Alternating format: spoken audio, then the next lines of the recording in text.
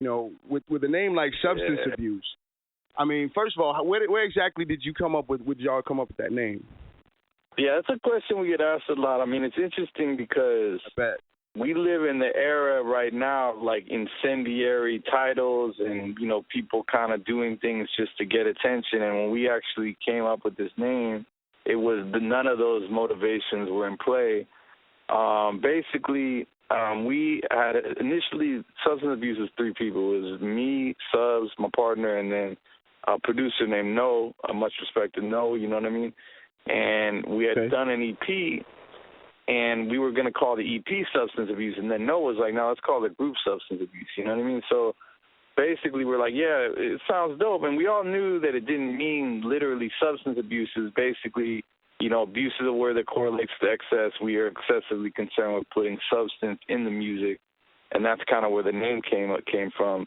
And, people, I think, got us twisted a little bit because they're like, we're a socially conscious hip-hop group, and we took cues from, like, the native tongues and organized confusion and stuff like that.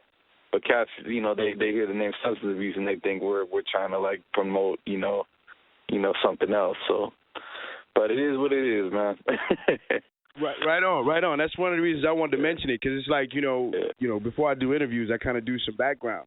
And, it was like, first thing is it's easy to kind of type the band name in, and usually it's kind of easy. But with a name like Substance Abuse. We've been told we're hard to Google, but then it's like if you look at up like substance abuse hip hop, and then you start to see stuff about us, you know what I mean? So yeah, I mean it's kind of on the one hand it's a kind of a double-edged sword. It's kind of cool to have like a risque name, but then at the same time, because it's a generic term in a certain sense, it is, hard to pin us down on the internet. Right. But that just means the real will find you if they're really looking, because everybody else. Right. Yeah, that's how I like to anyway, look at it. Right. Yeah, they'll take the time to do it if, you know how they do that. So how did you and Subs actually meet? Well, basically, man, I've known Subs since 5th grade, you know what I mean? And he's a uber talented cat, man. I mean, he does it all. He was big in the graph game in LA, and he was doing, he paints, he rhymes. He's a really just all around creative dude. And we knew each other since elementary school. When we were growing up in high school, it was just hip hop. Just that's what it was, man. It was that's what life was. You know what I mean? And he was really the cat that kind of got me thinking in terms of like the paradigms and the structure in terms of rhyming. You got to rhyme a certain number of bars and stuff like that.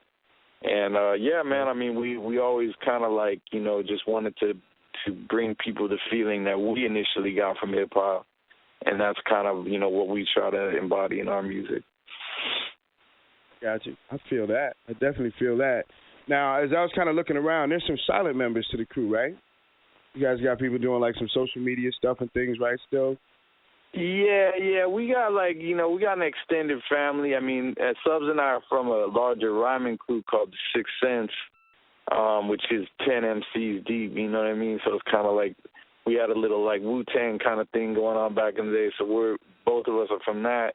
And then we got, we just got peeps in our corner. You know what I mean? Like my man Wade's up in Oakland, who's big, heavy into like doing our production for us. We got homies like, my homie Film that we grew up with. He does, he does a little production stuff for us. The Stig, another high school cat, that is our family. You know what I mean? So basically, I dig that. Yeah, we got this whole family kind of momentum going.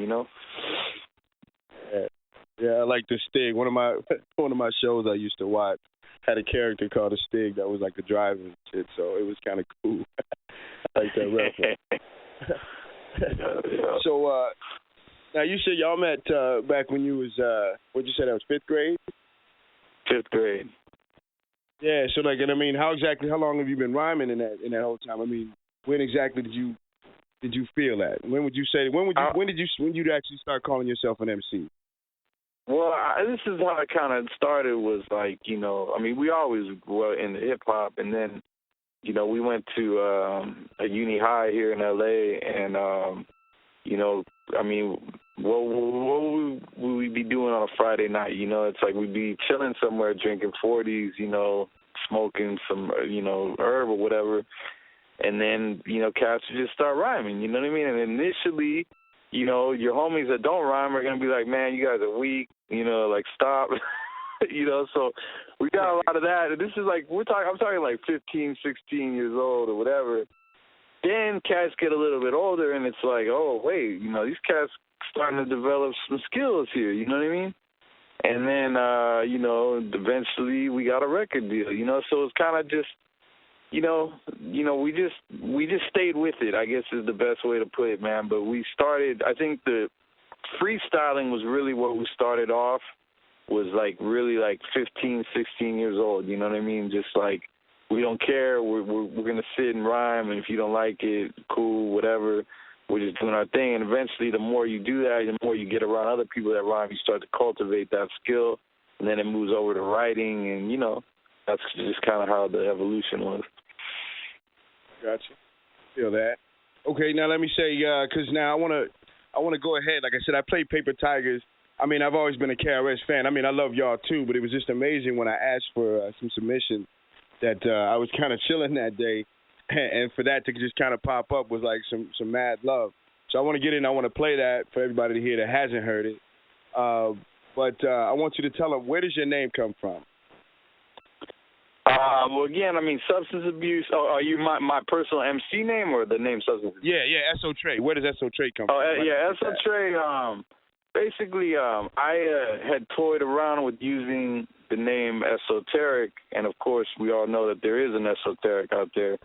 So I much respect to Esoteric, from the East Coast.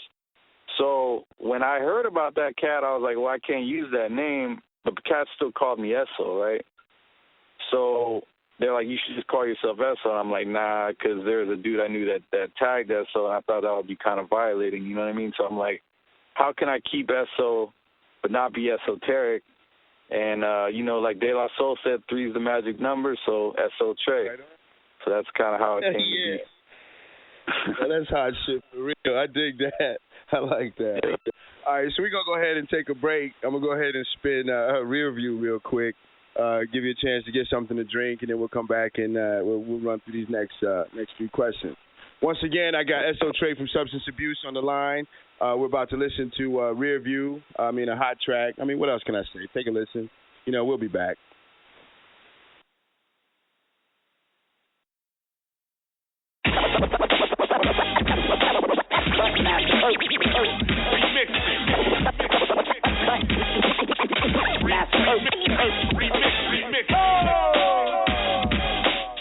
Big up Substance Abuse. Damn.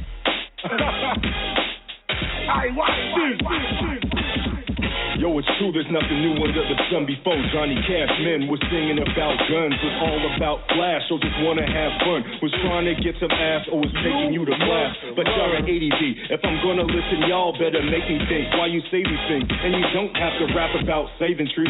It's understood that we're all about making cheese, but your number one goal should be how to blaze these beats. We running the track like our brains and cleats, was that defiant feet that fly in the streets, and I know where to land. This is hip-hop, but if you say jump, I'ma say when. Respect the past, live in the now, and leave something for the hereafter. Perfect this craft like the blast master, and if you ain't caring, staring right past you. And it's not just because I'm an arrogant bastard. Hey, we pick up red crap, we pick up KRS, and yo, son, where you at? In the future, I can see that we never going back. Like a train, I'm on this track for whatever, never back. Hey, yo, pick up SOJ, hey, pick up red crap, we pick up KRS, and yo, son, where you at? In the future, I can see that we never going back. Like a train, I'm on this track for whatever, never back. MCing is my craft, sir. I perceive things faster. I come from my future, not my past, sir. I'm smooth like laughter. We were taught that the past comes first and the future comes after. But the year doesn't matter. I appear as a rapper with rap, S.O. Trey in the hereafter, where time doesn't pass you. And you can ask the master what comes after, and he replies laughter. The future we after is past disasters, past flashes, and gun blasts. We don't need apocalyptic pastors pumping and fear faster. Hear the blast master and laugh after. The future is more colorful than past rappers. Think about that. City life, less practice. More real people, less taxes. No more backstabbers. The government's a non-factor. So we got we think I'm red rap. We think I'm KRS. And yo, son, where you at? In the future, I can see that we never going back. Like a train, I'm on this track or whatever, never back. Hey, yo, pick up SOJ. Hey, pick up red rap. We pick up KRS. And yo, son, where you at? In the future, I can see that we never going back. Like a train, I'm on this track or whatever, never back. Ask me what's more dismal, the future or the past. Cause in the past, rappers had more respect, club, and cash, plus a lot of flash. Yes, list for clubs to crash. Promo visit played on TV, LPs was selling fast. Who could shut, I wouldn't laugh. Remember getting advances, now we advance into a future that seems to have the chances. The past is seemless scandalous, the labels were just shady. Now I just wish there was still some labels left to pay me. But stressing this is crazy, cause we never going back. Gotta focus on the merch, the tours, the shows with rap. It's still appreciated cause these beats are bit and dated. Want a future where you don't have to rap like shit to make it. Cause facts have been misstated when it comes to who's the dopest. Got love for yesteryear, but the future's where we're focused. The future where the hope is. Through all the stock and bread, trying to keep some hope alive for the times we got ahead. So we pick up SOJ, and we pick up red rap. We pick up KRS, and yo, son, where you at? In the future, I can see that we never going back. Like a train, I'm on this track or whatever, never back. Hey, yo, pick up SOJ, and pick up red rap. We pick up KRS, and yo, son, where you at? In the future, I can see that we never going back. Like a train, I'm on this track or whatever, never back. Yo, crazy shout out to my man Don Chalant. The Don Waves 1, you know what I'm saying? The original 6 Cent crew, DJ Lion, Cutmaster Kurt, and of course the Blast Master KRS1. We ain't never looking back, you know what I'm saying? It's time to move forward.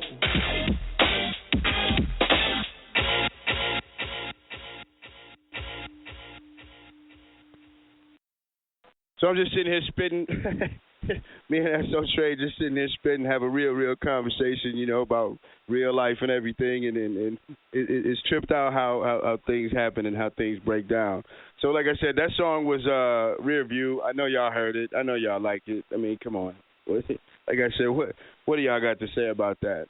So we're just gonna roll back and we just gonna catch back up. But yeah, that's still tripping me out, bro. That's real cool shit for real. So now you've been in Cali pretty much your whole life. You grew up there.